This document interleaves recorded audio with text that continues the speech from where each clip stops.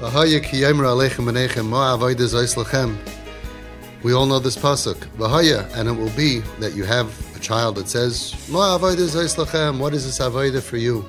And the Haggadah says, which of the four sons says these words? The Ben Rasha. Frekt the Klausenberger Rebbe, we know that V'haya is a Lashon Simcha. Chazal have a general rule. When it says V'haya, it's referring to something happy. So why would it say V'haya with happiness, Ki yoimru aleichem menechem, that your child is challenging you and telling you, Ma avodah zois lachem? What's the Simcha? Says the Klausenberger Rebbe that it's very unfortunate if a person has a son who is challenging, a son of a rush, a son who's a rasha or acting bad, and he's challenging you. It's very, very sad. But if he's talking to you, Ki yoimru aleichem, it's already a reason to be happy. Torah says a lashon v'haya. As long as there's dialogue, there's hope. You always got to do everything to keep the dialogue open. When you say, how could you talk like that? What's the matter with you? Blah, blah, blah, and you shut them down, you didn't fix anything. They still have the same kashas. And then on top of that, they have an animosity to you. And then they say, oh, from people are scared of questions because they don't really know the answers. They're brainwashed. Not true. You could ask us questions and we could have a very nice conversation with you. And that's what the Klausenberger Rebbe said. Klausenberger Rebbe said, parents have to do whatever they can to keep the lines of communication with the children open, no matter the path they've taken.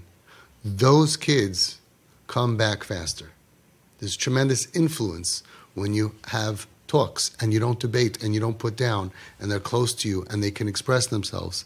And either you answer them or you do what we do, which we sidestep it and we just say, let's not let religion get between us.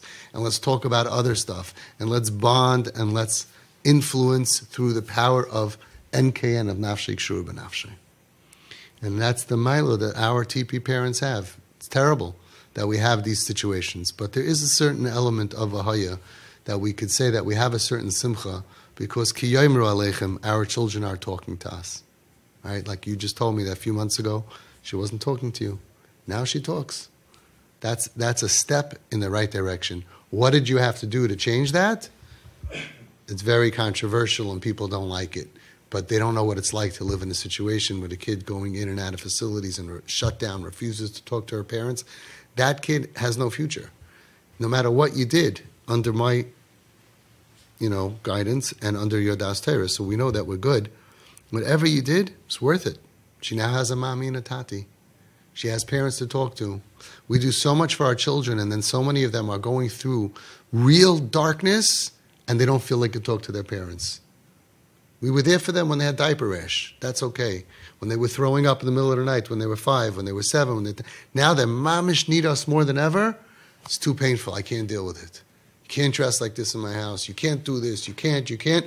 Put up the walls. Now they're on their own. They're just as lost.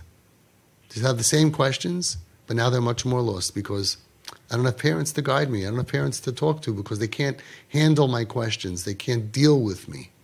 That's the worst.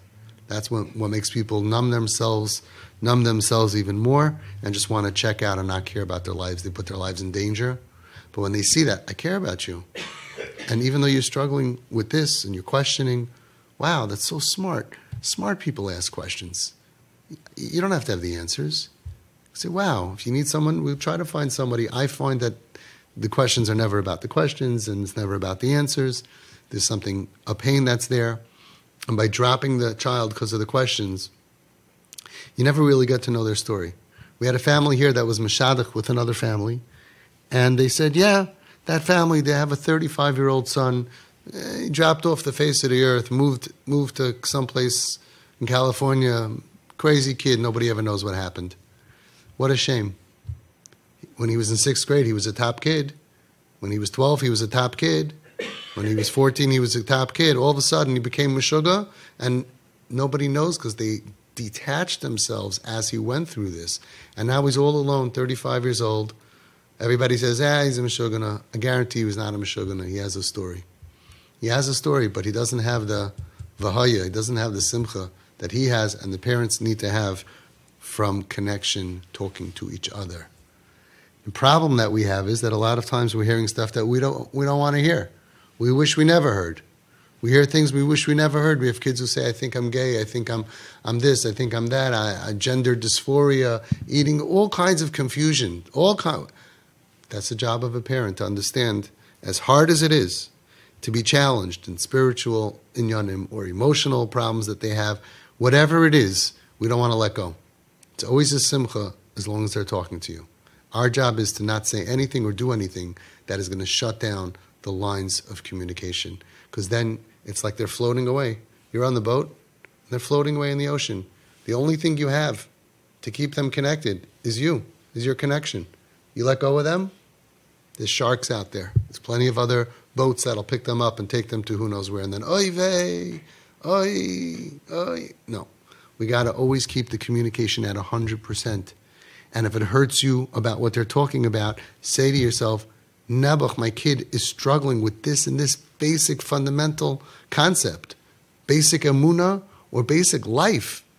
We have kids who are struggling with, they don't know if they want to be a boy or a girl. It's very painful, but Rahman al-Islan of what your child is going through, but they should not go through it alone. That's not going to help anybody with anything.